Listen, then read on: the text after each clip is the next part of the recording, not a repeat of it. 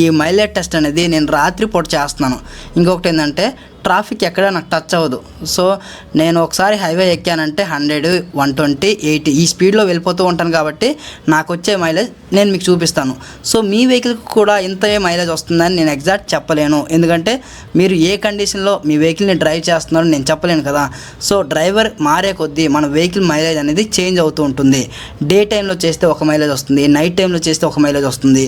అలాగే ట్రాఫిక్లో ఉన్నామా, వితౌట్ ట్రాఫిక్లో ఉన్నామా, ఏసీ యూజ్ చేస్తున్నామా, ఏసీ యూజ్ చేయట్లేదా, ఇవన్నీ మైలేజ్కి కారణాలే భయ్యా. సో నేను నా వెహికల్లో ఎంత మైలేజ్ క్లైమ్ అయ్యింది అంటే నేను ఎంత మైలేజ్ చూశానో, నాకు ఎంత మైలేజ్ వచ్చింది, దీని గురించి మాట్లాడుతాను. సో ఈ వెహికల్ బ్రేక్ రెస్పాన్స్ గురించి నేనైతే మాట్లాడతాను. ఫస్ట్ ఆఫ్ ఆల్ సో ఈ వెహికల్ 1000 cc భయ్యా. అండర్ 1000 ccలో ఇంత మంచి బ్రేక్ రెస్పాన్స్ ఉంటుందని నేనైతే ఎక్స్పెక్ట్ చేయలేదు.